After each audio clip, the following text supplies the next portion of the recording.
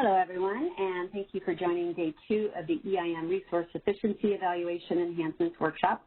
This is Christina Osborne, ISO Stakeholder Affairs. I'll be facilitating the meeting.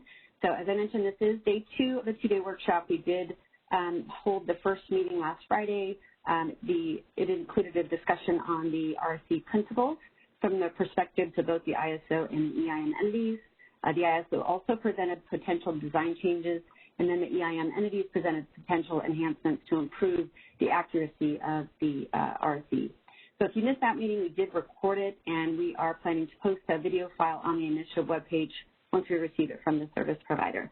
So here to present on behalf of the EIM entities, we have Mark Simons from BPA and also Dustin Harris from Portland General. Let me pull up the agenda. So Mark is going to start off with a presentation on enhanced transparency reporting and oversight. Danny Johnson from the ISO will talk about potential enhancements to financial consequences, and then he'll turn it back over to Mark, who will discuss failure consequences and the opportunity for EIM energy assistance. And then Dustin from Portland General will cover that last topic, which is uncertainty in the capacity test. And so also on the speaker line, we have Brittany Dean, Don Trethway, Brad Cooper, Guillermo Bautista Aldaret, and then from representing the EIM entities, we have Ryan Millard, Chient Gosa from Portland General, also Ryan Millard from Portland General, Lauren Trolleys from BPA, and Gary Nolan from APS. Let me pull up. This is where we're at in the stakeholder process. So this graphic, this shows we did make an improvement to the process. So if you look on the top left, we added an optional working group early on in the policy development phase. This would be primarily for initiatives that are more involved and would benefit from upfront stakeholder input on the initiative scope. We do believe that this is a more collaborative approach that will help lead to more alignment of the proposed design changes. A working group that may not always be needed for every initiative. It's just for those that are more complex. So we are planning to stop and take questions after each topic. So you can either ask your question verbally or you can send your questions to me in the chat. And we'll provide instructions for how to raise your hand at that time. And we do appreciate if you state your name and affiliation before asking your questions.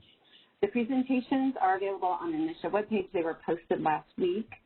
We are recording this meeting as well, and we'll post the video file on at that same location. So that should be available hopefully by the end of this week. So this time I'm going to go ahead and turn it over to Danny Johnson, who will briefly go over the purpose and scope of this initiative. Thanks, Christina. So I just wanted to re-go over the purpose and scope of this initiative for those who may have missed Friday's session.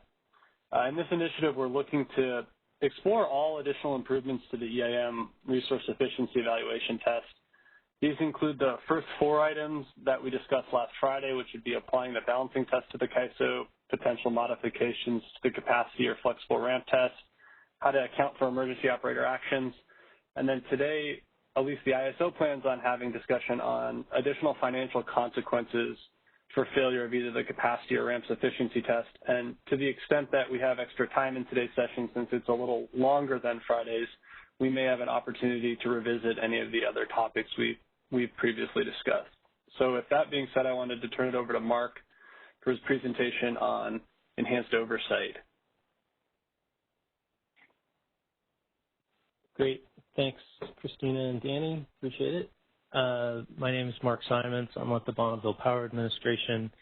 I'm our supervisor of pricing and policy, and here today to talk about enhanced oversight, transparency, and reporting on behalf of the EIM entities. And there's a number of EIM entity panelists on the line with us here today, and they will contribute to the discussion throughout the afternoon, just as they did on Friday. So with that, thank you, Christina. We're on to the purpose of enhanced transparency and reporting, and that's really all about improving the transparency and reporting that has existed, because it's necessary to support the confidence that the resource sufficiency evaluation and its individual tests, of which there are 4, is accurate, it's consistently applied, and it's effective. And you might say, well, okay, aren't we doing that already? Well, to a certain extent, yes. But we feel that there are some improvements that can help, and hopefully that will be borne out through this presentation today, along with material that Dustin Herrick from Portland General Electric will be going over later this afternoon, coupled with the discussion on Friday. So below this here, you can see on the slide, there's some further explanation of our rationale. We believe that this could be helpful for EIM participants to better interpret and understand the individual test results. We believe it will help to evaluate the accuracy and effectiveness of the overall resource efficiency evaluation on an ongoing basis, as well as identify issues and, importantly, prioritize enhancements that could be addressed through an initiative such as this one, and do so in a timely manner, and provide performance metrics to assist the EIM governing body in its oversight role of the energy imbalance market. Next slide, Christina. So from our perspective, we're looking at 3 layers of transparency for the resource efficiency evaluation. So one of those layers is additional data available to participants. There's a lot of material available through existing channels such as OASIS, and we feel that there's some additional data that could be provided to participants to facilitate their ability to interpret their results for their particular entities. As well, the second layer, standardized metrics. These are the types of things that really have come out much more frequently and more in depth since the events of August 2020, both in terms of the root cause analysis as well as special reports and quarterly reporting that have come out from the DMM, as well as specific presentations made, for example, to the MSC by the CAISO staff. Having these types of more routine reviews and special issues reports really helps everyone to be able to better understand and interpret the results of these tests and be able to pinpoint the types of enhancements that should be considered in an initiative such as this one. Keeping up that type of more standardized metrics, particularly as we're going through and making some of these changes, we want to have a level of confidence that, first of all, the types of changes that we're entertaining are the right ones and the important ones, and we think we've done collectively a good job at that so far. Very supportive of the efforts of the CAISO on the issues that they've tackled thus far. But it's been noted along the way that it will be important not only to identify the right enhancements and target them correctly, but also then to follow on and ensure that they're having the intended effect. And that's what these standardized metrics are really intended to accomplish, both be able to identify and prioritize the types of enhancements that are done, contribute to that greater understanding of why failures may be happening, may be increasing, may be decreasing, and understand what those contributing factors are. Are they issues with the information, the data input into the test, the way it's constructed, or enhancements that have been made recently that have maybe had unintended effects? So those types of standardized metrics are gaining importance going forward as we're continuing to evaluate the results of work that's been done and events that have taken place.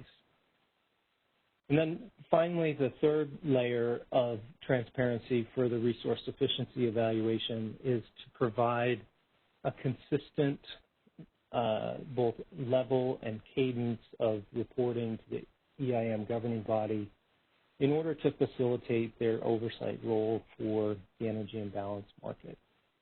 And so now what I'm going to do in this section is dive in a little bit more detail to each of these three areas. And in doing so, what we've really tried to do is highlight some examples with the emphasis on the word some. This is by no way an exhaustive list of the types of things that could be done. But the reality is we're trying to provide some concrete examples of what some of the transparency, oversight, and metrics could look like.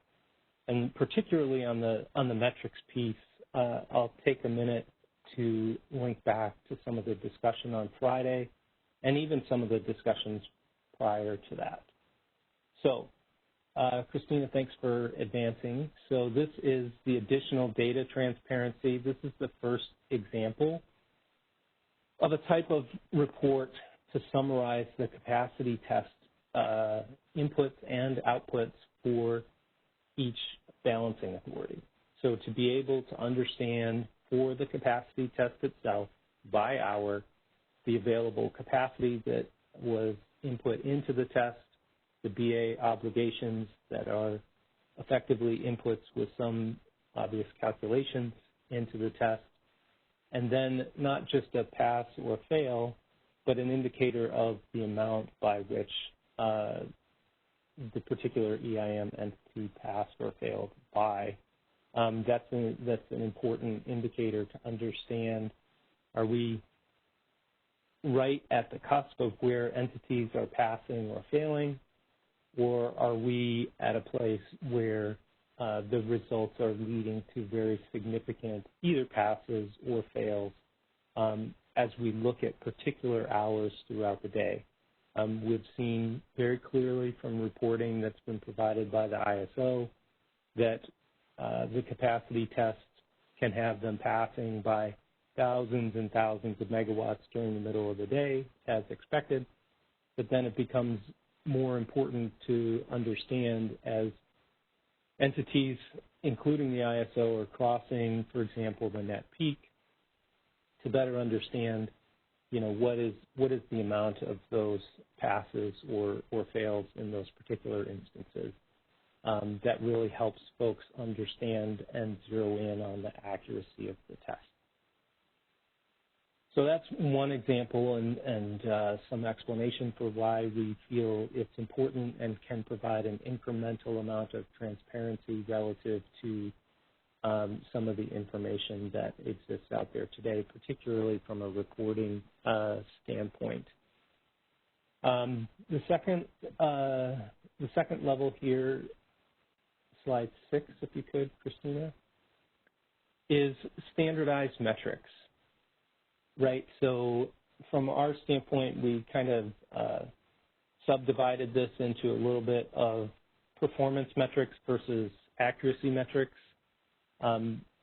Maybe that's a difference without a ton of meaning, but it helped us with crafting the slide here to really be able to get at what are the types of things that would help us understand the overall performance of the resource sufficiency evaluation, and to be able to summarize that performance in a fairly, concise way. So, for example, pass-fail rates, which is similar to the reporting today, but really being able to help get at the pass and fails for individual tests. I think the DMM has provided some examples of this in their recent reports, which is a little bit more than, for example, some of, it's been an overall resource sufficiency evaluation pass-fail that's often been covered in the Market Performance and Planning Forum, for example. Another important, I spoke to it on the last slide, element of this are to better understand some of the megawatt transfers during these failure periods. This is important not just on an ongoing basis, but important for the discussions that we're having in this initiative. As I'll talk about and Danny will talk about later in this session, are potential changes to the failure consequences or EIM energy assistance during tight conditions, understanding the types of transfers that are happening. So, for example, we've seen very specific reporting on the megawatt transfers for the ISO-BA during the August 14th and 15th events. That can help provide some indication of the amount of transfers that are both happening, as well as potentially some indication as to what types of additional incremental transfers would or could be sought in the event that the constraint were relaxed in some way, and we'll go into that in some greater detail later this afternoon to get at the difference between, the physical constraint that is in place today and what types of changes could be contemplated to that. So that's why it's important to understand the megawatt transfers during the failure periods. And then, as I mentioned on the previous slide, and we'll provide an example of it, and the DMM report has provided an example of it, is separate reporting for the capacity and flexibility tests. This is really critical going forward because we're entertaining changes to these tests, and some of which have already been implemented, and the expectation of this initiative is that more will be implemented.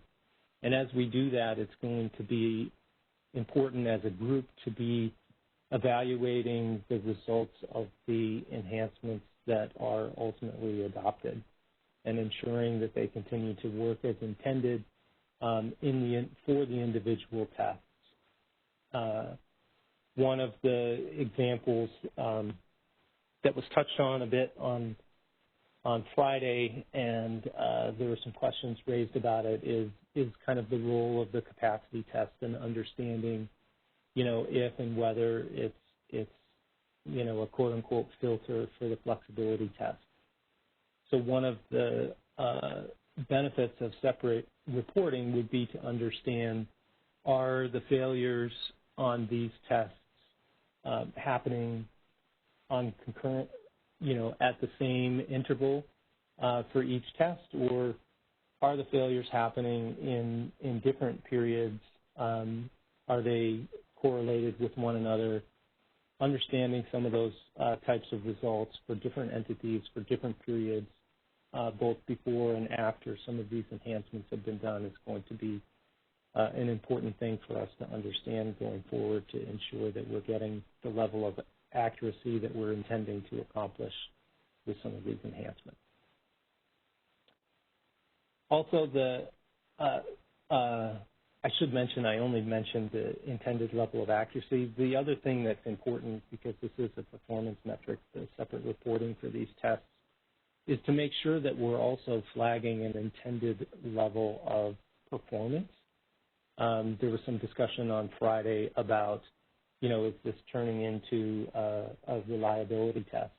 And I think what we're really trying to get at is make sure that the test is effective for the purpose that it's trying to achieve, which is to ensure that the entities which are coming into this voluntary market are able to participate in the market on an equitable basis.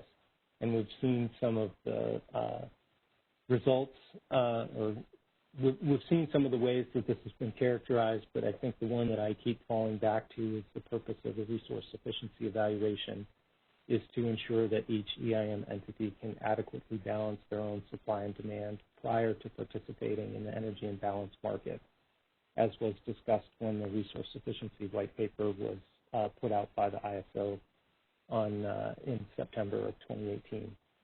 And I think that's going to be important as we go forward. There's probably going to be questions about whether following some of these enhancements, or maybe even leading up to them, that the test may be too stringent. So I think one of the things that we're going to need to be watching carefully and evaluating and analyzing as we contemplate enhancements and follow on their implementation is whether we're still continuing to be in line with that original purpose to ensure that each entity can adequately balance their own supply and demand prior to participation. So that's an important performance metric as well as an accuracy metric. The second piece here are accuracy metrics, right? Accuracy metrics are needed to evaluate the true operating capabilities and obligations of each BA. We'll have some examples of these as well. But these are a few here in the sub-bullets that actually comport quite well with the discussions that were had on Friday. Comparison of the actual real-time capacity versus the quantities included in the resource sufficiency test. Excuse me, I think we've seen some examples of this. One example, one way that this materializes is the resource ramping discussions that were had on Friday. A lot has been written about this. In particular, DMM has treated this issue in their fourth quarter report as well as their first quarter report and a special report that they put out. And the DMM has some recommendations regarding how certain resources be counted that I would anticipate are going to be a subject of some discussion in this particular initiative. The actual renewable output relative to forecasts used in the RS test is certainly an issue that got some airtime on Friday. There's been very good reporting on this issue by the ISO in relation to the week of August back in 2020. And in particular, Jeff Spires pointed to some of the solar data that's used in the test versus the actual output, and there was some good discussion on that on Friday. So we continue to look forward to, following some of those same accuracy metrics going forward. And then also the actual load versus the load forecasts that are used in the test, including the role of load conformance. This too got some airtime on Friday and was a good discussion about the roles that load conformance can play. But I think, Jeff really emphasized, and I think EIM entities have agreed that there's been some systemic load conformance that has been utilized. There is some discussion, load conformance is an important tool, but there's a difference between, the systemic role that it could play in some balancing authorities versus a more isolated use of it. Better understanding the role that plays and the role of actual load versus load forecasts that are used in this test are going to be important going forward. And then also the accuracy metrics are the overall evaluation of whether the total RS requirements are accurate. I've referenced this a bit in the performance metrics, but it's really that question: is the overall level of capacity and flexibility required by the resource sufficiency evaluation overall consistent with some actual system condition confidence level, for example? A lot gets talked about, for example, 95% confidence level. What is that level that we're trying to target to ensure that there's an appropriate level of generation or supply that's brought into the market to be able to participate voluntarily in this imbalanced market? So now there's some more detailed examples of some of these, and some of these folks who have been following this closely, these will look familiar to some people. So the first example, we really just wanted to highlight something that has been borne out of the experience that we've all gone through since August 2020, which is a meaningful improvement in some of the reporting and the metrics that have been put out. So, for example, on the right is the type of metric that, I think we had been familiar with even up to or shortly after the August 2020 events. And it's meaningful and insightful, but when you compare that side by side with a similar type of reporting, you can very clearly see that there's a lot more context, a lot more focus on the pertinent intervals of the day, and it's just overall a much more insightful metric and something that we would like to see continued on an ongoing basis. It really gets at much more specifically the issues at hand, comparing the total requirement not just to the available capacity, but it shows the total requirement in relation to the generation that's available, the incremental bid range, the NSI, for very specific pertinent hours of the day, because you can see from the right-hand side that many, many hours of the day there are no issues, particularly for the ISO, which there's only one very small reference to the point that this is a graphic that's targeted at the ISO balancing authority. So it's just, from our standpoint, we wanted to highlight how presentation can enhance meaning, and that the metric on the left is much more insightful than the one on the right. Next slide, please. So another example, and we're starting to see some of this in, I think it's the most recent DMM special report, I believe. It could be the first quarter. It's escaping me at the moment. But traditionally what we've seen for standardized metrics is a resource sufficiency evaluation and a pass-fail rate, either on a percentage or a count by entity, typically by month. And what's actually really helpful is to better understand by entity some of the hours that are at play, as well as understanding the difference between the bid range capacity test and the flexible capacity sufficiency test. So what we've tried to do here, and this by no means is an indication that the test results should be the same, but it's an indication that it helps highlight, could help highlight, this type of presentation could help highlight where the tests are yielding markedly different results for the number of intervals.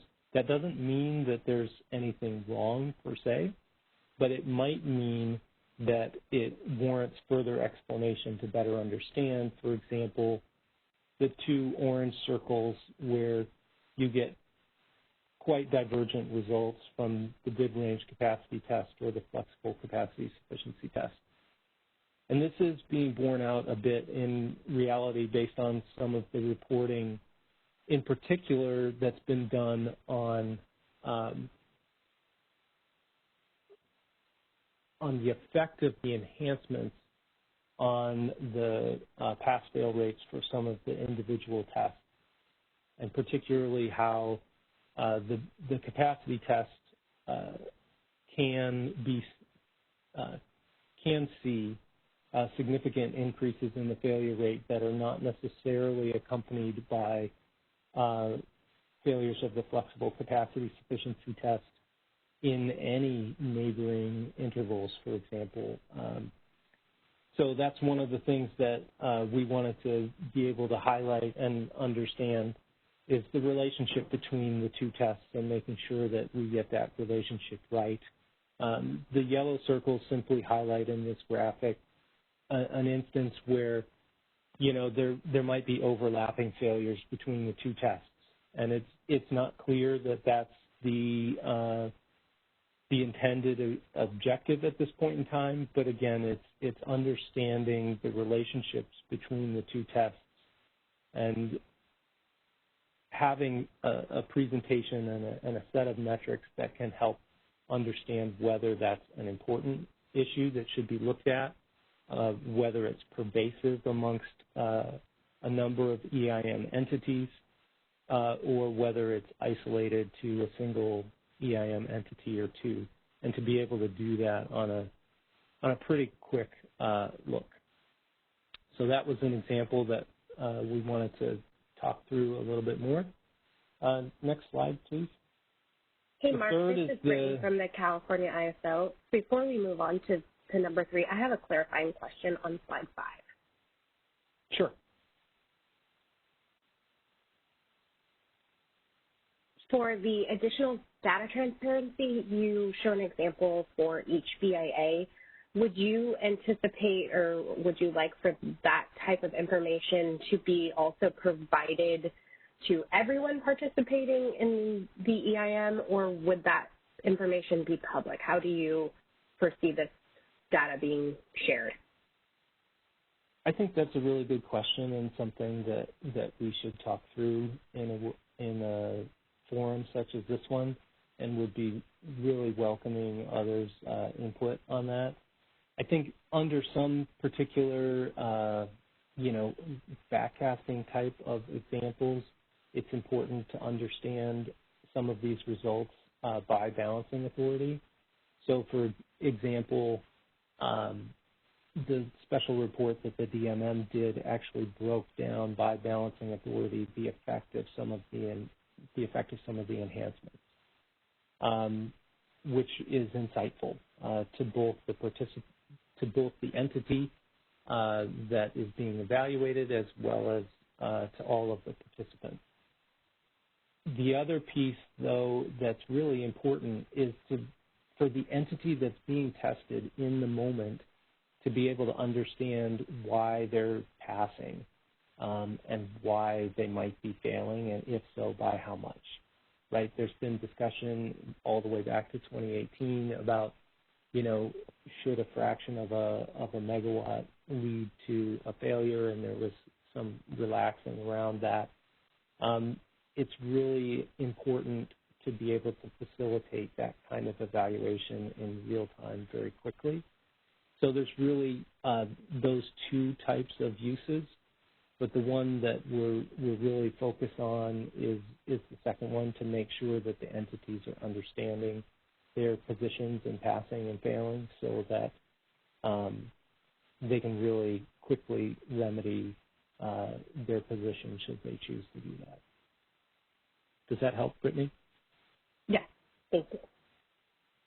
You bet.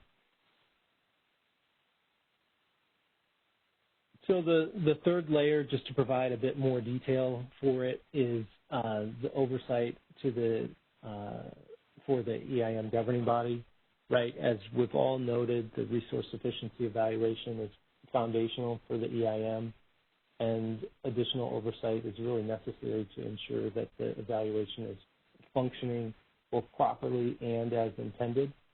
The EIM governing body really should have access to the sufficient data analysis and perspectives to help them make those determinations. This type of more consistent reporting should include some of the following examples that are laid out here. And our thinking was, each calendar quarter could really look at some routine reviews of the RSC performance evaluation metrics, the pass fails and the transfer quantities, for example, review the accuracy metrics to ensure that the test is continuing to operate as intended. And then to the extent that there are any issues that are really at play, for example, some of the results of this policy initiative or some of the enhancements that have already been adopted and implemented, to really be able to review those and ensure that any issues that are raised by stakeholders, ISO staff, DMM, or a governing body market expert are all evaluated and summarized in a meaningful way for the governing body itself to be able to opine on the effectiveness of the test. So I believe that takes me to the end of this section, if I'm correct. So, Christina, if you go to the next slide, I think it's somebody else, right? Yeah, I think this is your last slide. Up for questions if you want. Go ahead, Mark. Yeah. So open to questions, but I think first, before we do that, is there any questions or additional commentary from any of the panelists?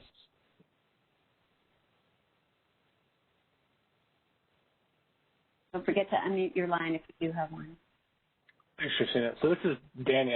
I think we would agree with you that we want to be really transparent and have that information out there. And if I understood the presentation correctly, you're looking for some mix of additional BAA-specific capacity test information, similar to what the ISO offers for the flex ramping test, in combination with then some more general high-level information that would be available to the EIM governing body and maybe other EIM BAAs to kind of get a feel for, is the test working as designed and is it meeting its objectives? Is that a fair characterization? I think that's right, but there's really three. I just go back to the three layers. So if you want to go back to that slide, Christina, I think it was like 5 or 4, somewhere in there. This one here, number 4. So what you first mentioned, Danny, was really the additional data available to the participants to be able to help with their determinations of understanding and interpreting the test results. And the second thing that you mentioned is really this third layer about consistent reporting for the EIM governing body to facilitate their oversight role.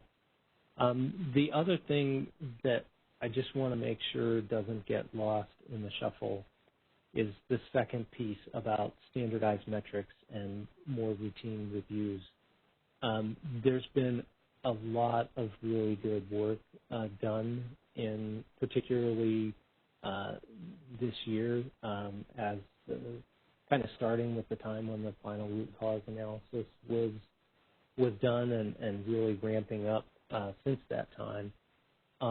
On not just routine reviews and special issue reports that have come before the DMM and the MSC, but also discussions that have been taking place to better understand the roles of individual EIM entities during that event and even subsequent to it.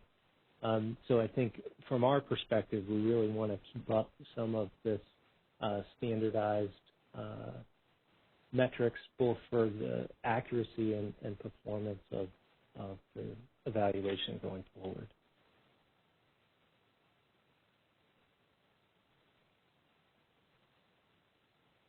All right, before we go to the participants, any other questions or comments from the panelists?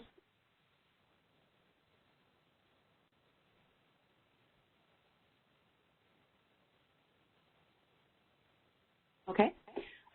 So if you have a question, you're on the participant line, you can press #2 to raise your hand, or you're welcome to send me your question in the chat if you feel more comfortable with that.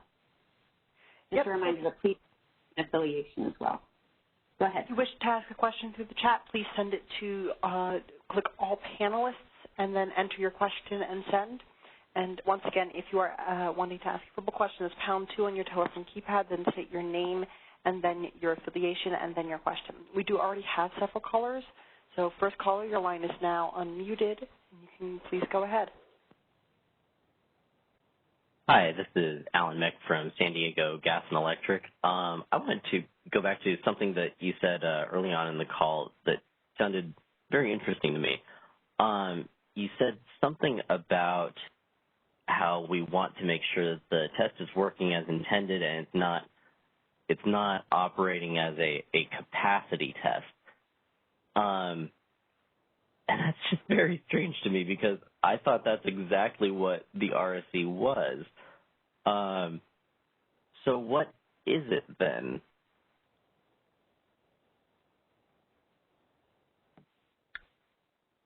That's an interesting question because if that's how my voice came across, that is not what I intended. It is a capacity test. One of the elements is a capacity test. One of the 4 elements is a capacity test. There's also a flex test, a balancing test, and the transmission deliverability test. So I think what I was getting at is the test working as intended? There was some discussion on Friday about it not being a reliability test, and if maybe that is the element that you heard or I misspoke on. that's really the piece that I was trying to get at, is it's operating as intended to be able to allow voluntary participation in the imbalance market. Okay, that makes some more sense. Thank you.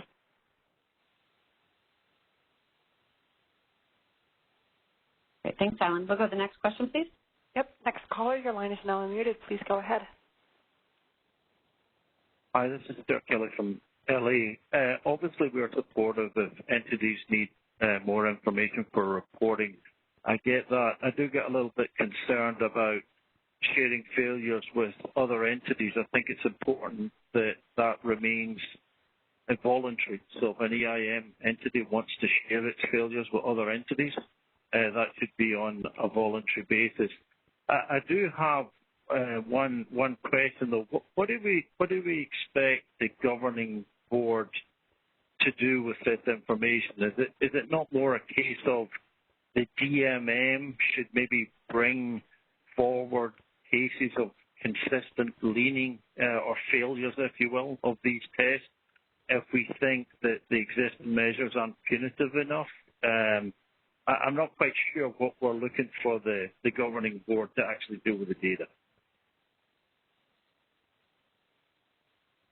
Yeah, Stuart, I think that's a great question. So, first of all, the EIM governing body has an oversight role for the imbalance market as a whole, and the EIM governing body is the one that would provide its opinion, or in the case of primary authority would be an entity adopting potential changes to the test. So in terms of changes that are being considered or brought forward, or they may even need to suggest, it's important to have a level of oversight and confidence that the test is functioning as intended. And that's really what we're trying to get at with consistent reporting to facilitate their oversight role. That does not take away from the ability of the DMM, stakeholders, or the ISO staff to be able to flag a particular or event or persistent functionality of the test that warrants some additional review or evaluation. It's simply another oversight role that is and has been a part of the energy imbalance market since the beginning. So I think it's an instance where, they're just different channels. It's not an instance where one is trying to supersede the other. And just by way of example, right, I've mentioned it several times, but the special issue report by the DMM is very insightful. And I would add that to your point about sharing the failures with some other entities, the DMM report wasn't an example of, sharing failures per se, but the information that they did pull together and publish in a public way sheds an important amount of insight on the functioning of the resource sufficiency evaluation following the enhancements that have been adopted this spring. So they kind of backcast and overlaid the enhancements during the August 2020 heat wave and published it's not exactly a counterfactual, but they published the results of the test should the enhancements have been in place at the time. So hopefully those two responses are helpful, Stuart. Yeah, thanks for this response. I think we're all probably grappling with the criteria for ensuring the RSE tests are functioning as we would expect. I think that's part of the problem here. I'm not clear on that criteria, but I appreciate the response. Thank you. You bet, and I think I would just emphasize, I think that's an important role for the function of this policy initiative. If collectively we're not clear on the criteria that we're trying to achieve, that would be an indicator of effectiveness, that's something that really needs to be discussed in this initiative. Yeah, I think that the original intent was not to lean. So even if after the fact we're going back and looking at is anyone leaning, with continual failures of the test, that would be a measure I would understand. But I'm just fearful that we are continuing to refine these tests, potentially eroding EIM benefit as we do make them more stringent. And we don't necessarily tease out anyone that's leaning. But I did pick up on your comment, Mark, and I appreciate it, that, the changes to the test don't necessarily mean they have to be more stringent. So I appreciate that comment. Exactly, and that's where one of the performance metrics on the standardized metrics slide, so it's slide 6 there, really gets at wanting to understand the megawatt transfers that are occurring, because a failure in and of itself is not necessarily a bad thing. It was the previous slide that you were on, Christina. It's that second sub-bullet. Understanding the megawatt transfers during the failure periods is really helpful to get at what Stuart is referencing, and there was some discussion about this on Friday.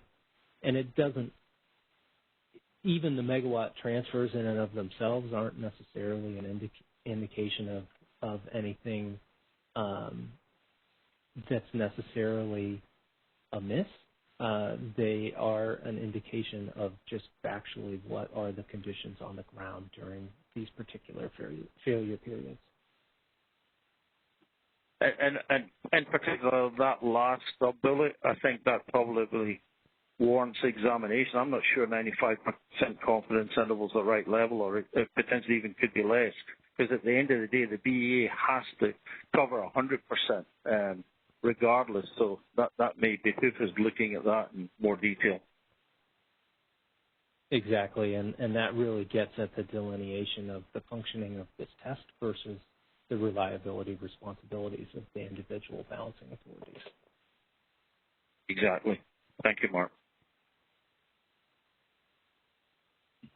Great. We'll go to the next caller, please.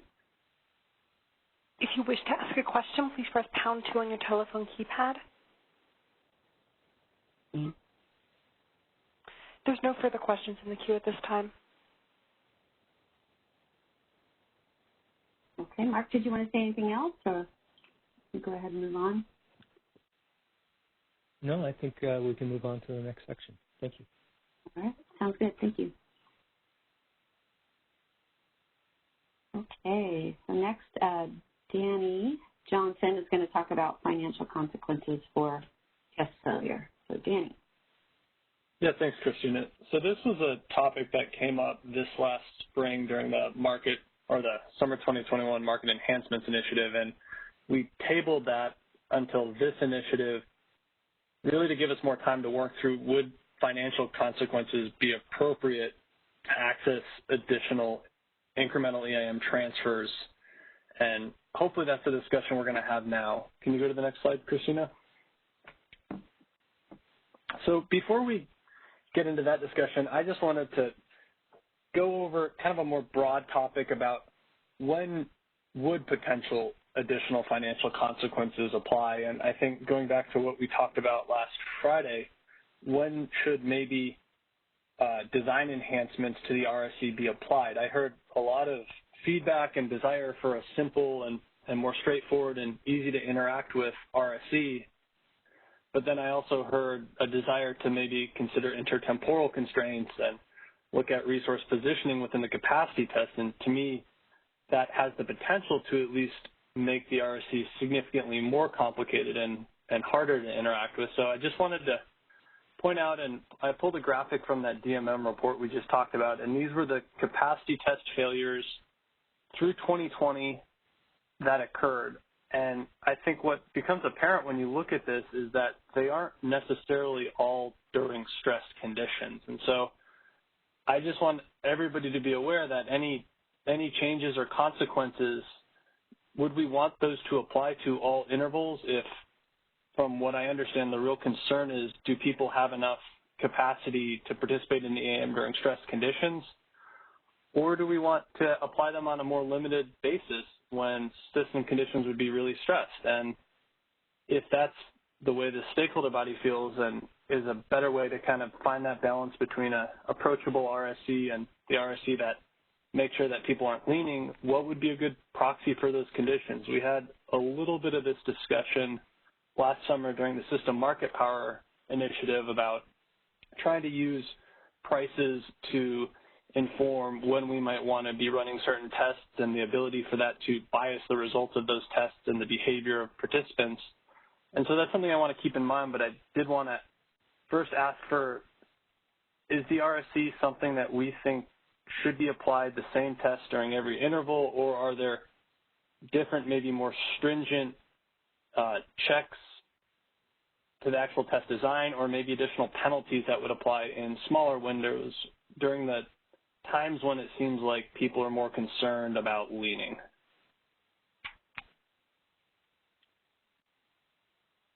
I think I'd actually like to pause and see if we have any thoughts or questions from the stakeholder community just on this concept of, is the RSC the same test during all intervals, or are there different permeations of this depending upon what the system conditions look like?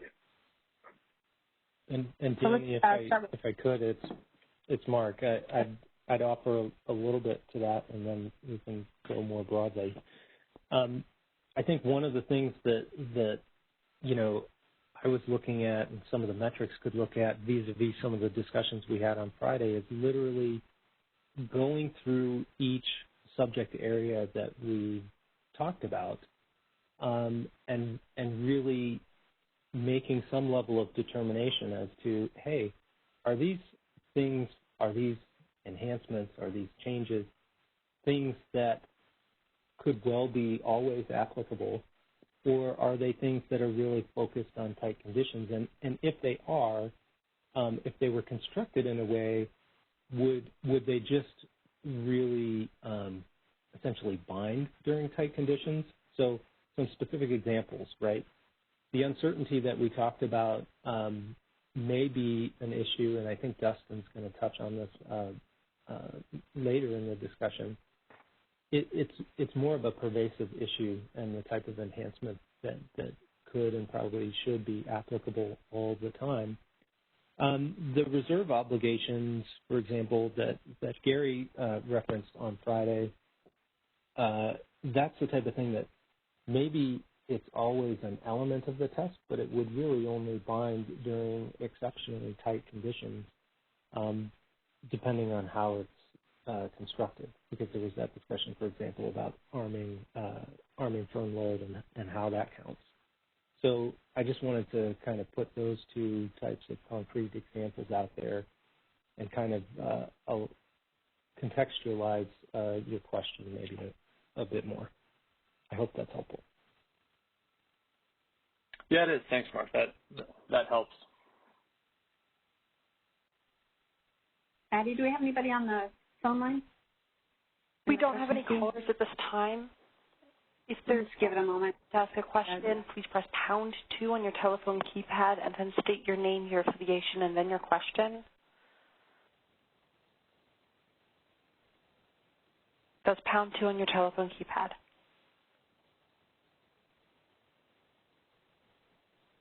I don't think we have any questions at this time. Okay, great. We can go on then.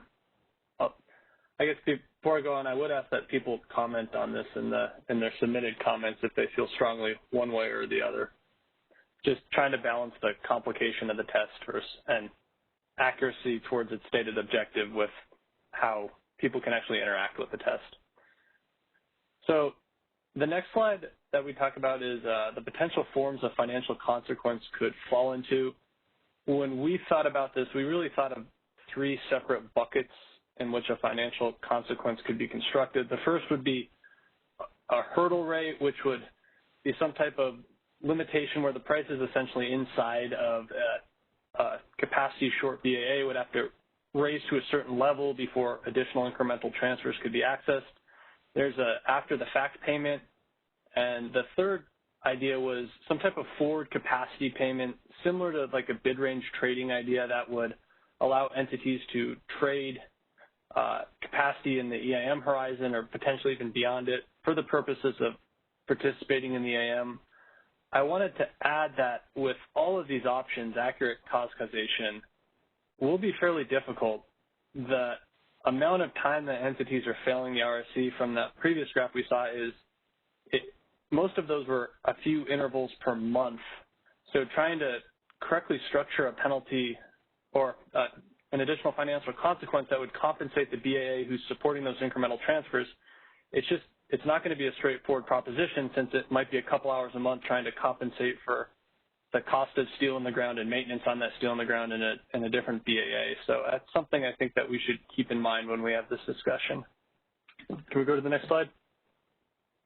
So the first idea would be some type of hurdle rate that's incorporated into the market clearing process itself. So this would be a $1 per megawatt cost that would need to be surpassed within an energy deficient BAA prior to incremental transfers being permitted.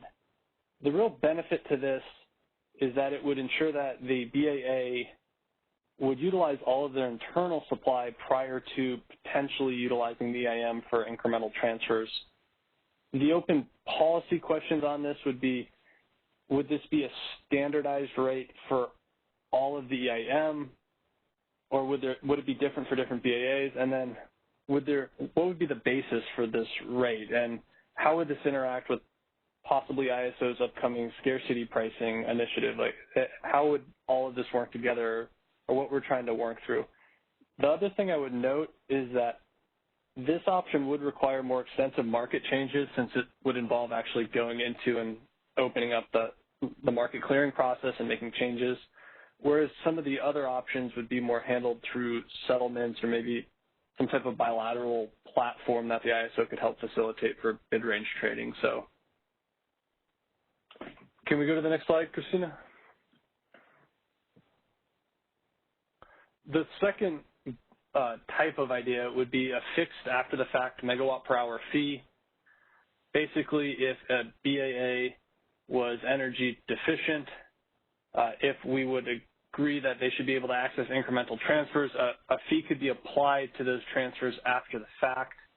Again, the sizing of this fee is something we would like feedback on. How big should this be? And then this one, since it's just a fee applied, how would that revenue be distributed? It could be potentially distributed to all entities who pass the RSC in that hour. It could be structured more like the over and under scheduling test when it's distributed to all entities that pass all tests through the day as a means to encourage RSC passing for the entire operating day. There's a few different ways we could do this, but we're looking for feedback on if this would be a reasonable approach, and then if it was a reasonable approach, how stakeholders would like to see this implemented. Next slide. The third option is, I think, probably the most complicated. It's some type of capacity trading model. I don't know if it's a bid range trading model or if it would look out a little farther. And the open policy questions on this is really, what is the value of capacity in each BAA? Is this something that would be standardized and each BAA would have their own? Would it be an EIM, a capacity value across the entire EIM, similar to like the cost of new entry studies that a lot of the Eastern interconnections do? Or would it be able to be decided and just not have to be based on anything and decided by each EIM BAA? So the second question on this is, I guess, what would be the mechanism for this? Is this handled bilaterally and then just submitted on base schedules? Would it be some type of clearing platform that the ISO could offer? If you continue to think about this, then deliverability, I think, becomes the next question. We talked about on Friday about the ability to access capacity that's shown in a base schedule. If you extend that argument, this is capacity of somebody else's that you would ideally be accessing to participate in the EIM. How could we guarantee deliverability of that capacity? And then beyond that, if we were to contemplate this model looking out a little farther, how would you guarantee capacity over a longer period of time? So those are just some things to think about that we thought through and we put in the issue paper, but we would like feedback on if we're approaching this the right way or if this concept is even feasible and implementable. Can you go on, Christine, to the next slide? So diving a little deeper on the allocation of potential revenue, again, this could be done to all entities who pass the test either hourly or daily. I think this allocation could be done based on net negative uninstructed deviation, which really would be trying to target the benefits and any revenues that these consequences would drive to entities who are exporting, or it could be done a little more generally, and the revenue allocation could be made to entities that can be shown to have supported EIM exports or have at least been willing to support them through excess bid range capacity as well as transmission availability. Next slide, Christina. So the final slide I have on this would be, how would this be funded? I think it's easy to say that this would be funded per an EIM entity's OAT. For the CAISO in particular, I think this could get a little bit complicated. The most straightforward way to do this would just be to allocate any potential financial consequence based on metered load, but that brings up this policy question of, if you have multiple LSCs within a BAA and some have sufficient resources to cover all their load and others don't, would that be an equitable way of allocating these financial consequences? If you take the counter to that and you start looking at what is each LSC's forward procurement target and are they meeting it, and try to allocate consequences that way, then at least for the ISO, this starts to directly impinge on the RA program and the RAIN process, and that's something that I wanted to at least raise a flag on and get people thinking about from an internal to the ISO perspective, because this would be a consequence the ISO BAA would be responsible for potentially funding, and we should start to try to think through how we might want to do that, given that we have an RA program that already has consequences for being resource deficient and not meeting procurement targets. So I think that's the last slide I have on consequences. We can open it up to questions right now, and then I guess let's open it up to any questions on the material that I presented, and then I think Mark has kind of a similar presentation after this, and we can have a more broad discussion about the concept of additional consequences at that time. Great. Anybody from the who's a panelist have questions before I turn it over to participants?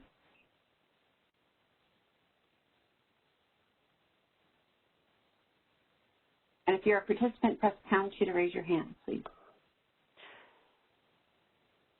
We do have a caller. Caller, your line is now unmuted. Please go ahead.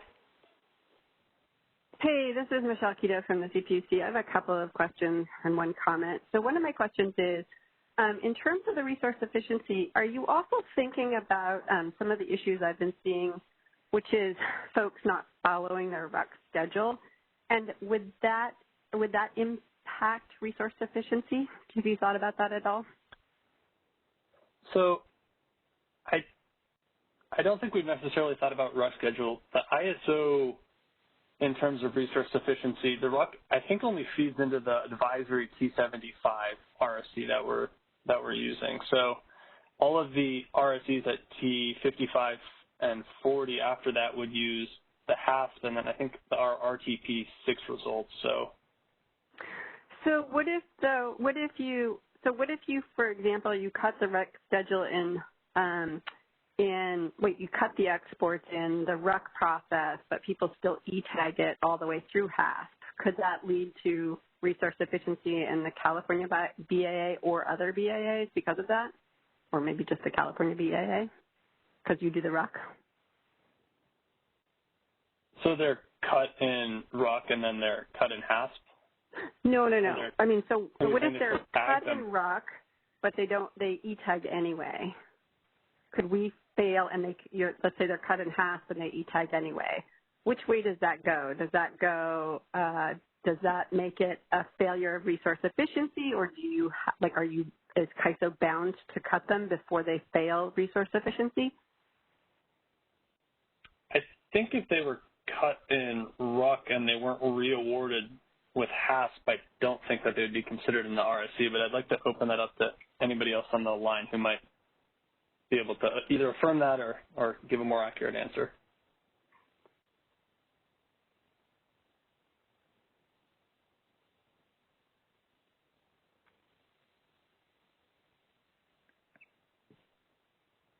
Okay, well, it doesn't sound like anyone... That's something I'll note down and I'll get back to you on if I misstated that. Okay, that would be really helpful. That would be really helpful to understand because you wouldn't want to fail the resource efficiency because people didn't follow instructions. So that's one thing. So the second thing is I just wanted to mention, I'm not really in favor of the allocation to load because, as you know, many LSEs in the California or in the CAISO have different PRMs. Has CAISO considered putting in a minimum PRM so that then we could at least be assured that everyone's bringing the same thing to the table? I think that would be really helpful. Yeah, I can see how that would be helpful, but for the context of the RSC initiative, I don't think we would be planning to specify the RA PRMs. Right, but I think that would be better handled in the RSC. Yeah, I understand how it would benefit, but I think we have an open proceeding on RA right now, which would probably be a better venue to talk about that in. But I do want to mention that, so my issue is that, I know CAISO wants to do UCAP, but that's going to take a little while, and I feel like for summer reliability for 2022, having a minimum PRM would be a really great idea. And also, it seems like if you guys are moving forward with this, that it would support this as well, especially if you go to any pro-rata allocation to meter demand. So that's my second question. Thanks for my second comment. Thank you very much. Thanks, Michelle. Mm-hmm. If you wish to ask a question, please press #2 on your telephone keypad.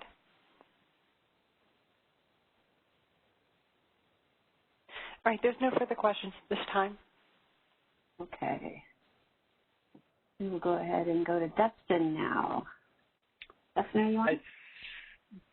I think it might be Mark, Christina, because he has kind of a companion presentation on similar consequences and opportunities for assistance. Oh. Thanks, Danny. Yep, it's me again.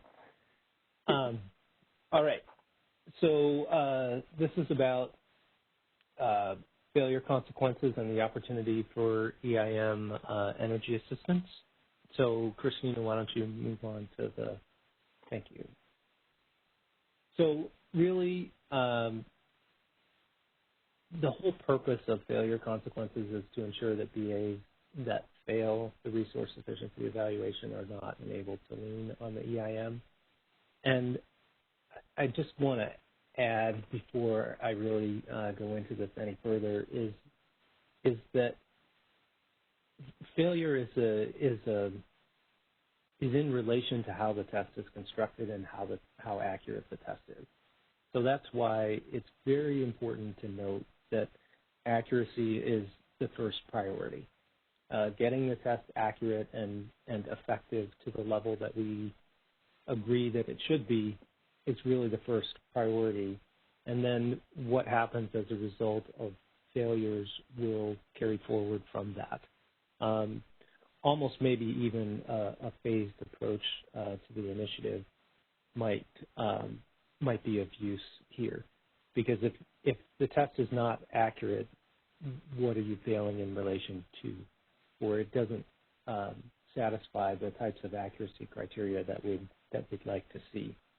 So I think that's really the first thing is to really get a confident handle on improvements to the accuracy of the test. Once we've done that, again, the purpose of the failure consequences is to ensure that the RSE does not enable others or entities to lean on the EIM. And as is done today, this can be achieved through physical consequences. For example, once the failure is done, then you can bind transfers in the direction of the failure. I think everybody's pretty familiar with that concept at this point. There's been a lot written up about it. And then the other thing is that the consequences should be graduated to avoid operational and reliability challenges. The way that we like to think about it is that, operators, when they're managing the grid, they are taking graduated steps to really address whatever the challenges are that are being observed. And they begin to do that at some time out, and then if conditions are not continuing to improve, they take further and greater but still graduated steps to be able to mitigate issues that they see could occur. So next slide, that provides the introduction. So from the standpoint of physical failure consequences, what is leaning on the EIM? An entity leaning on the EIM to meet its obligations less the diversity benefit in place of procuring sufficient resources to meet those needs ahead of time. I think one of the things that we really want to emphasize with this is the second bullet. To the extent that there were capacity failures over a period of time, so this has to be systemic, not a single issue, is there any merit in discussing gradually decreasing the transfer limit constraint from what it is today towards something closer to the diversity credit, again, for an instance where there are systemic failures? But here, too, emphasizing and picking up on the theme that Danny started with at the beginning, and Stuart and I had some discussion about on the previous section, is really before we engage almost any further on this topic, either physically or financially in regards to failure consequences, is understanding the megawatt quantities at the time of failure. If they are low and de minimis, is that, or they are infrequent, it's important to really understand that context before creating, developing, implementing the machinery to make changes to the failure consequences, either the physical constraints or the financial ones that Danny referenced, because it is not an insignificant undertaking for a number of the reasons that Danny highlighted, right? Cost causation and cost allocation can be issues for some balancing authorities from the financial perspective, and is the added complexity associated with changes to the physical constraints warranted by the conditions that are being observed. So those are really the two things that we wanted to emphasize, and why it's important to link back to some of the metrics that we wanted to be able to see and understand as these changes to improve the accuracy of the test are being adopted and implemented. So next slide. If there is an instance where there's a significant amount of megawatt transfers, one option that could be considered and did come up earlier is an opportunity for EIM energy assistance. And this would be more of an optional opportunity for a balancing authority to be able to indicate a priori, yes, I'd like to be able to draw in imports above the predefined physical constraint on imports in the instance of a failure. And I am also, as a balancing authority, then willing to pay a financial cost associated with those incremental imports. And again, the second bullet, these transfers would be in excess of whatever the physical deficiency transfer limit is on the incremental side of the equation. And finally, the financial cost to receive this energy assistance should be sufficiently high to incent the entity to resolve the capacity shortfalls in advance. That's an important element in this, because as has been flagged a number of times, at least we believe a number of these failures are occurring at peak periods. So there's both a capacity and energy component associated with a failure during a peak period or a critical period on the grid. So that's really the key points that we wanted to cover on this opportunity for EIM emergency assistance. And I just want to summarize a couple of things that are very important to this discussion and align quite well with what Danny already mentioned. First and foremost, accuracy is the #1 priority. If we're not accurate, we don't know what we're applying the failure consequences to, or we're less competent what we're applying the failure consequences to. If we do want to have some sort of EIM emergency assistance at some financial cost, those are transfers above the current physical limit. And I think from our perspective, that would need to be, again, an opt-in type of situation where the balancing authority understands that they're taking in that additional energy, but also importantly understands that they're paying for it and need to recover those costs somehow. The discussion that was just had about cost causation and cost allocation is an important one. So before we really engage on those discussions, we need to have a level of confidence that this issue is persistent enough in frequency and great enough in magnitude to warrant a significant amount of stakeholder time that might need to go into preparing for these types of opportunities in the event of a failure. So those are really the key points of what I wanted to talk about here today. Are there any questions or observations from any of the other panelists?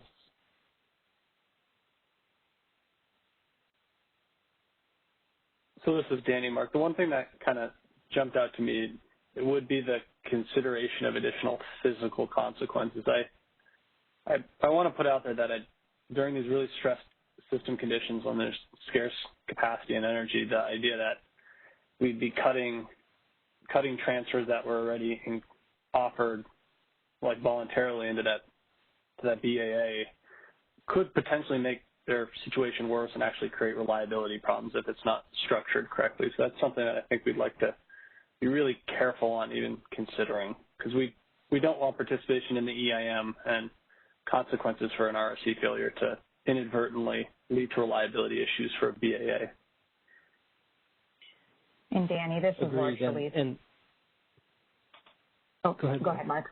Oh, I was just going to say that, Danny, we agree with that perspective, and I think that's where we brought in this opportunity to continue those level of transfers at some financial cost, because I think depending on the magnitude of the transfers in comparison to the diversity benefit, that could be considered a BA is leaning during those time periods. And so to prevent that leaning, we're saying an EIM entity can still continue those transfers, but it needs to be at some financial cost. So it's similar to some of the things you were talking about with the financial consequence.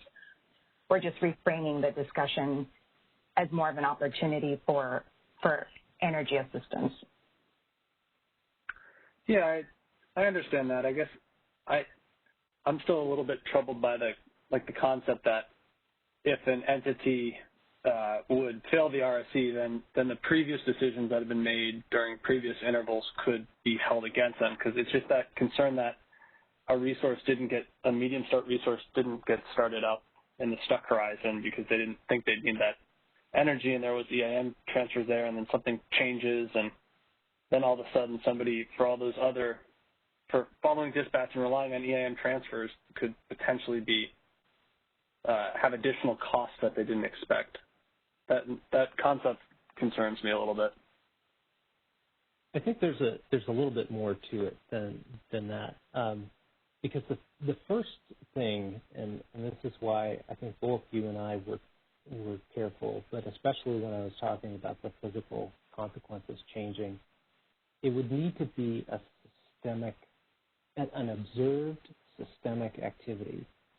And the entity that would be subject to it would need to know going in that their constraint has changed. It's not an instance where we'd really want to be saying, hey, now in the next hour your constraint has just ratcheted down even further. That's not going to lead to a very good outcome, and as you say, engenders some risks. So I think first and foremost in any consideration of that, number one, is it an issue big enough to warrant looking into? And if it is an issue that's big enough to warrant looking into, is it systemic? And we'd have to construct that in such a way to be able to manage any operational or reliability impacts.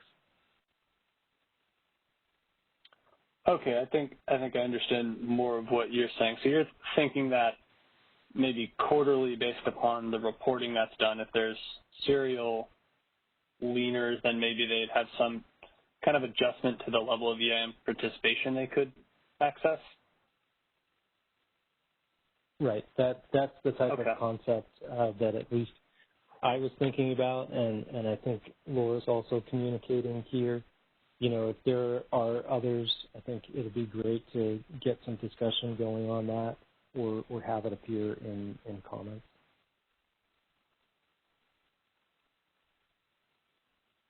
Abby, do we have anybody in the queue? Again, yep. Press pound. We do have one person in the queue. Okay. Caller, your line is now unmuted. Please go ahead. In this particular one, this is strictly LA, I just feel that the financial components are so complex, and trying to choose the correct path with, given the other parts of this initiative is still pretty much up in the air on where things are going to head. I think it may be better to almost defer or punt the financial components and maybe just focus on that reporting and see if there is systemic issues or, you know, persistent leaners, and then based on that reporting, maybe decide, you know, if we need to continue or extend this initiative or whatever. I think it would be good to have all the facts available first prior to maybe moving ahead with any kind of financial penalties, because it is such a complex area and would be quite an extensive initiative.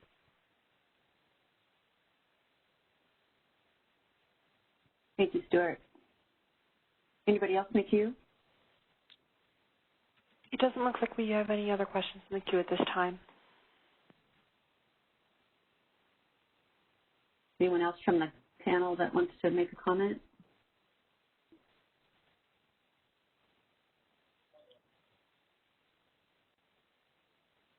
Okay, thank you, Mark. Appreciate it.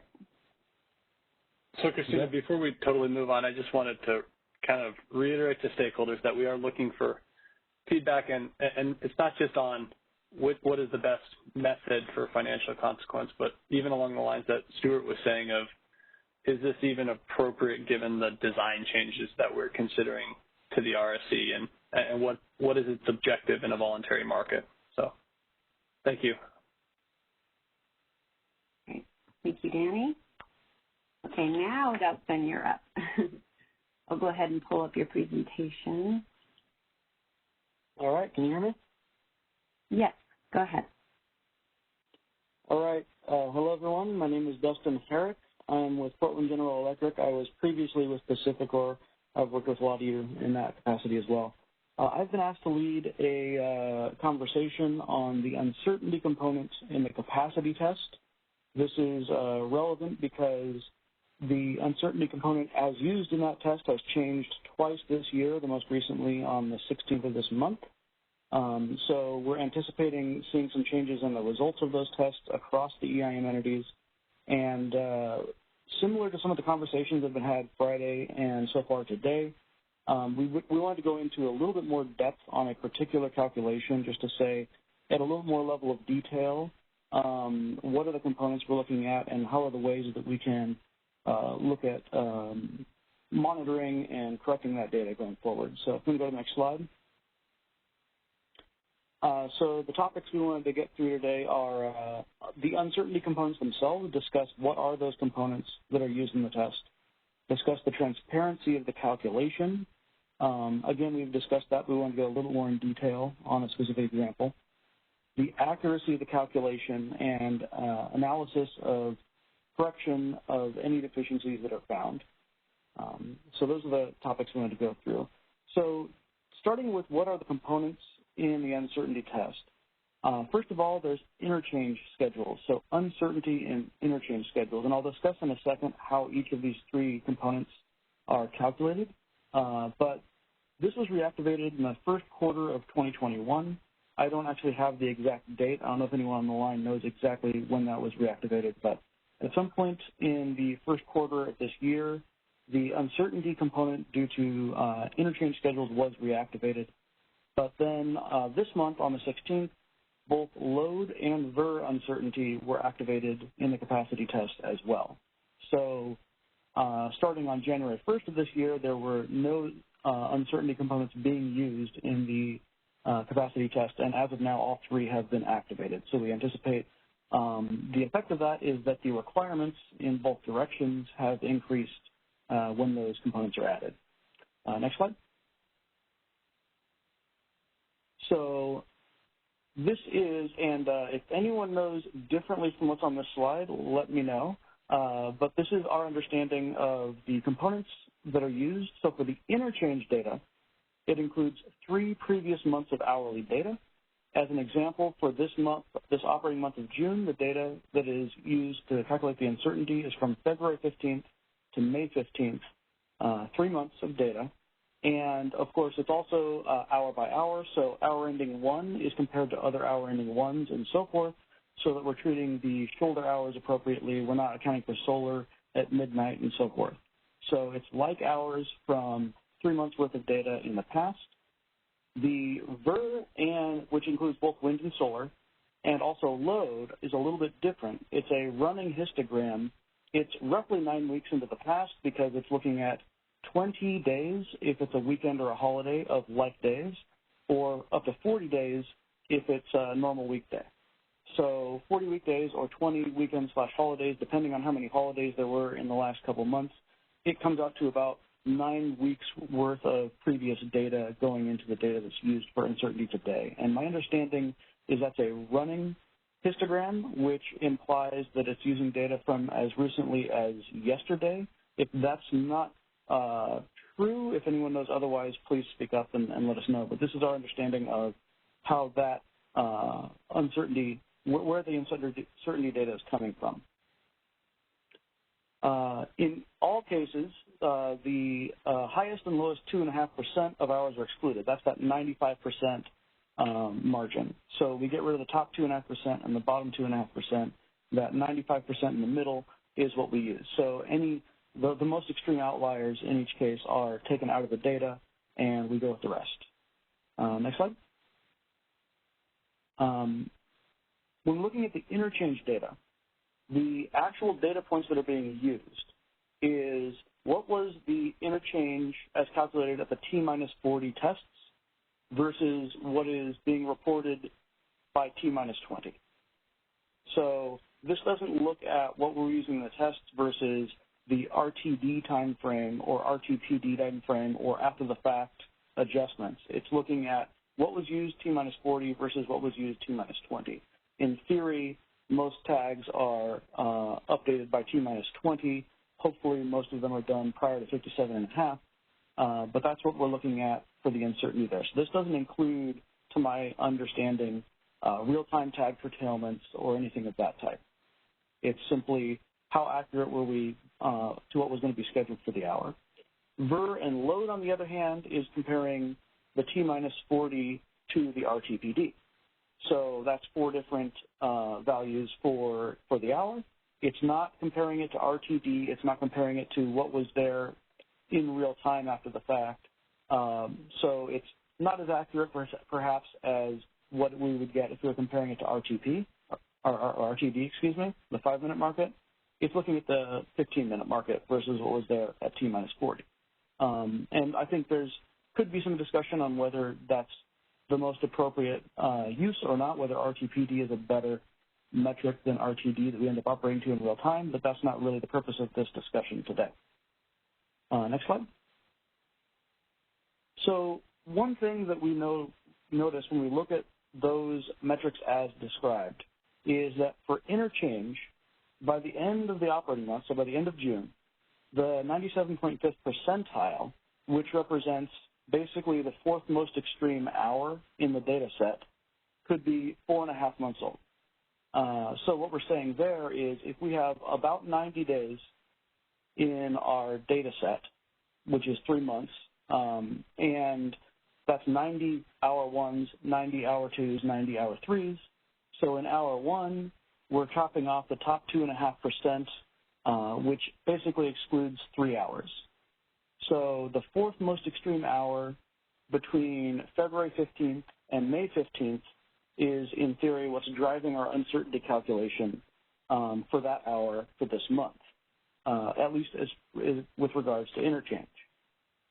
For VER and load, basically it's the second most extreme hour because we're looking at either 20 or 40 sample points each hour. And so that's a single sample point that gets knocked off. So the second most extreme hour in the last 9 weeks or so drives the VER and load uncertainty, whereas the fourth most extreme hour in a 3-month window that ended 15 minutes before the start of this month drives the interchange uncertainty. And the advantage to using a longer time frame is you get a more complete data set. You're not looking at a small data set. The disadvantage, of course, is the longer it is, the more out of date that might be, considering the fact that we have seasonal load patterns, seasonal wind and VER patterns. Some of the scheduling changes happen more one time a year or another. So as we get into a week like this week, which is very hot in the Northwest, we're using data that maybe is from a very different operating condition, but I don't know that there's much we have to say about that. There's not a whole lot you can do about the fact that you're always going to have to use data from the past to project into the future. But the important thing is this data persists for a while. 2 bad hours could persist for the next 2 months in the VER or load data. 4 bad hours could persist for 4.5 months later in the interchange data. And therefore, it's really important, we believe, to have very specific visibility of the data that's being used and the ability, if we see bad data, to correct it. So next slide. So basically, that's the transparency we've talked about, and there's been several conversations about what does that transparency include? What exactly do we need to see and who needs to see it? And what I'm mostly focused on here is the EIM entity's visibility of its own data, not so much can I see what other entities are doing, but I want to be able to say, PGE, that's us as an entity, can we see what was used each hour that's feeding into this test? And that's the specific hourly base and actual values for each of those 3 uncertainties. So I should be able to say, hour by hour for some previous period, I want to look and see how much does the calculation show us deviating from T-40 to T-20 for the interchange, or from T-40 to RTPD for the solar, wind, or load. If I'm able to do that, then I can look and say, okay, are there some extreme outliers that are driving my uncertainty requirement? And if so, was there potentially some bad data involved, some telemetry issue, a bad tag, or some software issue either on our side or on CAISO's side or a vendor in between somewhere? And if so, the ability to reach out to CAISO and get that data corrected could be very impactful and make this test a lot more accurate and more meaningful if we're able to identify data errors. Also, I'd be able to say, on the other hand, if there's not some outlier issue, but I simply see every single hour we're having some issue, that might draw my attention to something that's going on to say, okay, we have a lot of uncertainty every day for this hour consistently. What's going on there? What can I correct?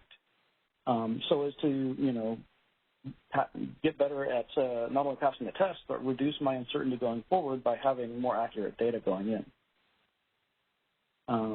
Next slide. So some of the issues we have, and I don't know that we have solutions for all of this, but one of the issues we have with the data that's being used for wind and solar, the current method requires capacity to be held to replace wind even when no wind is forecasted. So in a period like today where it's really hot and potentially we have very little wind forecasted, we might be using uncertainty for the wind or solar forecast that's based on data from 2 months ago in a period where we had highly volatile wind or just excessive wind. And so the fact that we had large discrepancies between T-minus 40 and real time in the wind forecast 2 months ago is potentially impacting our ability to pass a capacity test today when we have little or no wind forecast at all. Now, this isn't a new topic. This has been discussed at some length before. CAISO has proposed a potential quantile regression approach that's designed to mitigate some of this. It's been delayed. My understanding is at best we might see that next year. But in the short term, continuing to have visibility of exactly what data is being used. So I can look and see, why did I fail my capacity test? I thought I had plenty of capacity. If I can see that the reason is uncertainty due to wind in hours when I had no wind and therefore I had no downward wind uncertainty, that informs my understanding of what it is that's going into the test that maybe I'm not seeing in real time. With load, on the other hand, since we're looking at what was used at T-minus 40 versus what was used by RTPD, then my understanding of that process would be that telemetry or other errors that cause forecast issues aren't going to get corrected after the fact. So, for instance, if I have a telemetry error and it shows my load in real time being 100 megawatts less than reality, what our operators can do after the fact is call up the RTMO and say, for that hour, we had a telemetry issue, could you correct the load? And if you do that, you can inform the load forecast for subsequent days to ignore that bad data. But what that doesn't do is that doesn't go back and retroactively change what was used by RTPD for that period. So if we have a data error and in real time the data corrects itself for RTD, or we correct the load via load bias, or in any other way are operating to a correct load that matches T-minus 40 in real time, but the RTPD ran without that corrected information, in theory, that misinformation that was provided to RTPD will persist and impact our uncertainty calculation for the next couple months. So once again, the ability to recognize, oh, we had a telemetry error that threw off our load calc, check this data, say, oh, for these periods, clearly the data was incorrect. But if you look at RTD, by the time we got to real time, the data was using the correct amount and we were balancing to the same value that was in T-minus 40. That's the kind of thing that could be potentially corrected so as not to impact us for another 2 months into the future. So with that said, that's the kind of level of data that hopefully we would have available to the individual entities so that we could be analyzing and correcting what's being used for us individually in discussion with the CAISO. Some other considerations about, how we're going to analyze this going forward and make sure that this is accomplishing what we want it to is a discussion, and I think CAISO has discussed some of this in the past, but how exactly will CAISO validate the uncertainty calculations on an ongoing basis, not just the accuracy of the calculation was designed, but is it having the intended result? And an example of that is if entities are failing the test consistently, but never going infeasible, or passing the test consistently, but not showing sufficient capacity in real time. And so that's the almost counterfactual kind of assessment that needs to be done. It's therefore kind of difficult to say what would have happened if they had passed or hadn't passed the test. But if, for instance, we're looking at an entity and we say, for the hours where this entity failed the capacity test, what percentage of the hours did they end up exporting on the ETSRs in real time? If it was a failed upflex, for instance. And if I am failing the upward capacity test, meaning at T-minus 40, I am showing that I don't have sufficient capacity to serve my load with uncertainty. But then in real time, I'm not only serving my load, but exporting to the other entities. Maybe that's an indication that the test isn't really capturing what we're going for. That's something that we'd have to look at the data across all the entities. I could look at my own data, which I am intending to do. The better visibility I have, the more accurately I can do that assessment. But if I'm able to show that when I'm failing this test, half the time or more than half the time, when we get to the real-time dispatch, without having made any changes, I'm not only sufficient but exporting to the other entities. That calls into question whether this test is accomplishing what we're intending. And the ability to look at the specific data going into it would hopefully remedy some of that if we're simply using bad data as the basis for some of our uncertainty amounts, as an example.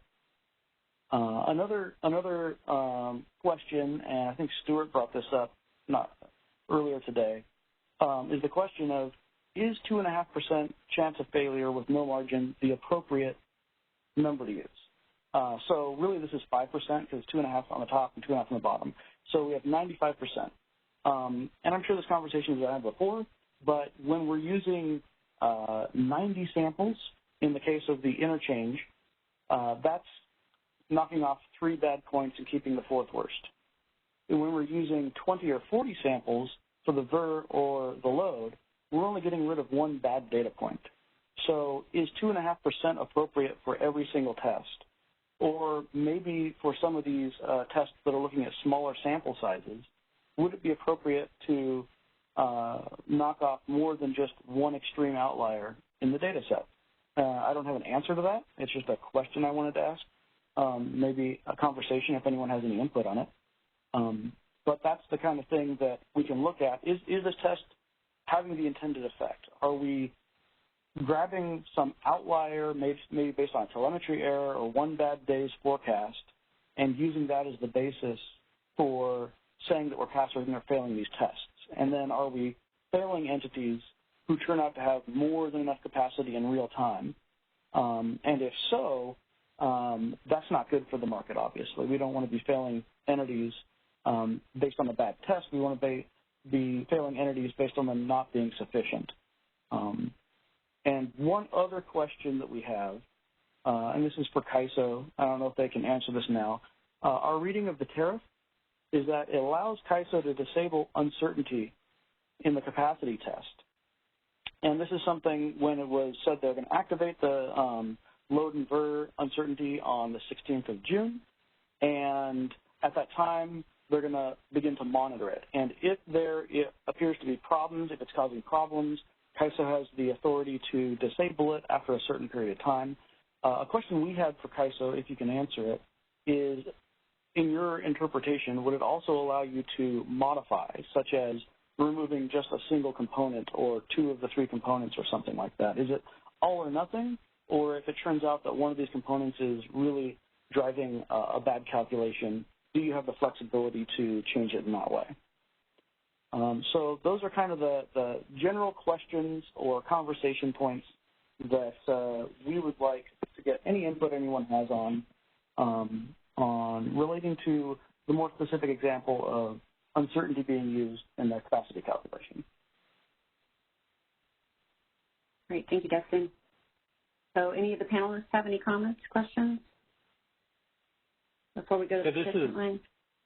Danny, I think on the last point with disabling, I think I'd have to defer to our legal department about about what we would be able to do. I think another thing that you pointed out was that the quantile regression is coming. I think our current plan is still to implement that in spring of 22. So I'd like to just put that out there that this is a problem that we recognize, and we recognize the inherent inaccuracy of the current methodology and have FERC-approved policy and are working to implement the fix for that.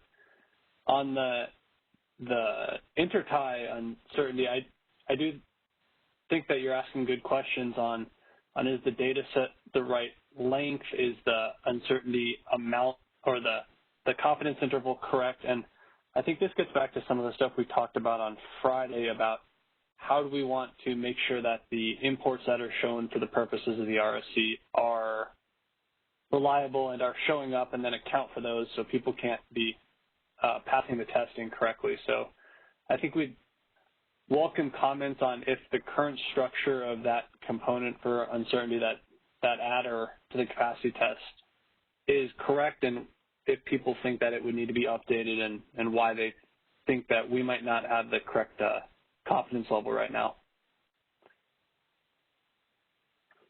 Anybody else on the ISO call have any other thoughts on some of the more detailed questions and data checking?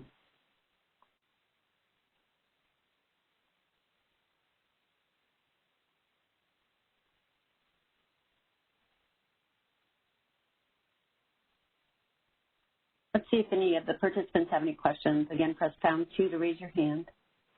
Yep, and we do have a question already in the queue. So first caller, your line is now unmuted. Please go ahead. Hey, Dustin. I appreciate the presentation, and this is Stuart from LA. I fully support the additional transparency you're driving at here. I think it's extremely important, and we need to have a way of making an adjustment for bad data, and that may indeed drive a tariff change or whatever, if that's not possible under the current tariff, but it's imperative, and I think that's what your presentation highlights is, there's data errors goes into these tests, and we need to bear that in mind. I think the presentation in many respects also highlights, there's unintended consequences that come with these changes, and we should bear that in mind as we look at this broader initiative. And in some respects, I mean, from an LA perspective, I think we're somewhat getting punished at the moment from load uncertainty as we try to work with CAISO to improve the load forecast.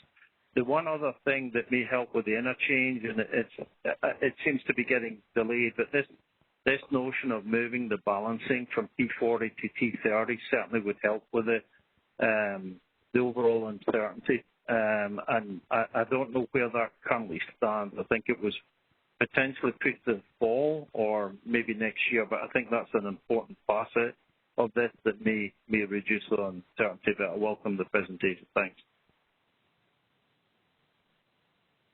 Stuart, on the last point you just made on the T30, our current plan would be spring of 22. We want to make sure that that is able to be implemented with the FRP that we're implementing at that time.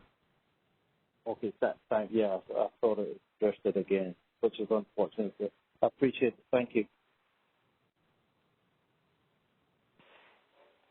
If anyone else has a question, please press pound 2 on your telephone keypad and then state your name, your affiliation, and then your question. That's pound 2 on your telephone keypad.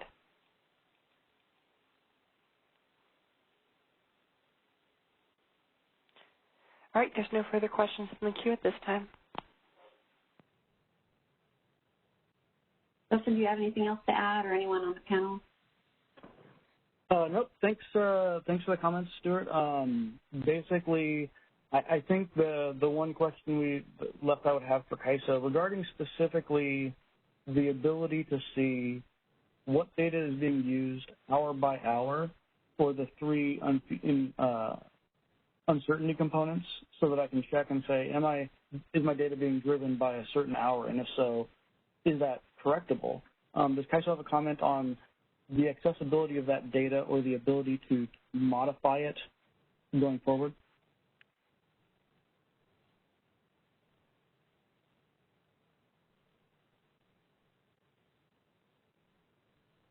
Not sure if somebody's trying to respond, you'll have to unmute your line.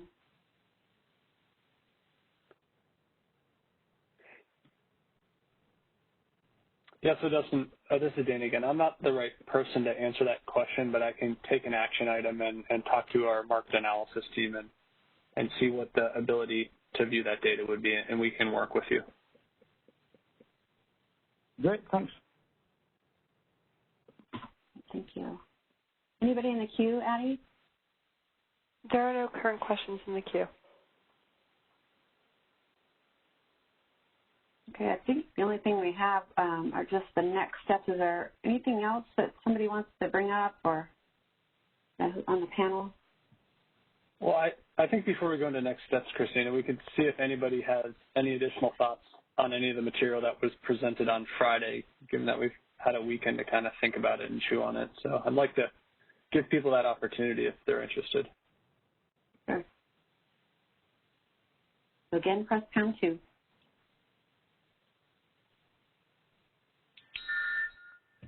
Sorry about that.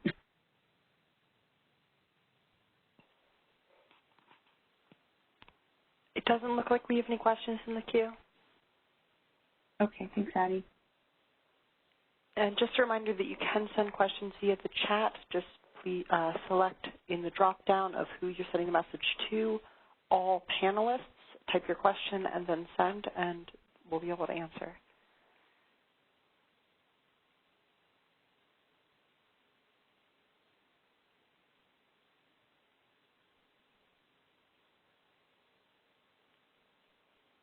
No one in the queue, Addie? Nope, no one's in the queue. Okay, any last comments before I go over the schedule here?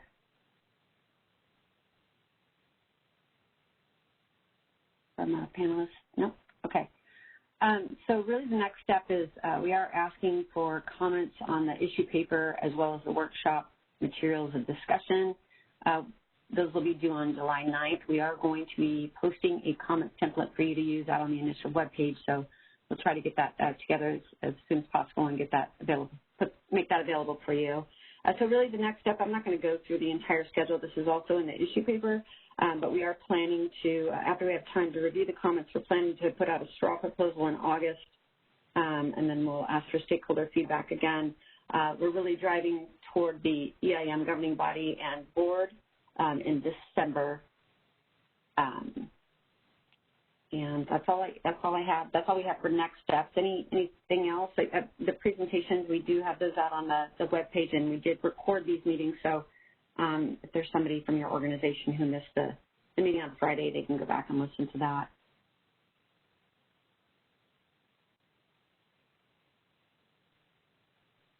Okay. Well, thanks, everyone. Thank you to the EIM MDs for providing your perspectives today. We really appreciate you offering to present, and enjoy the rest of your day. Thanks, everyone.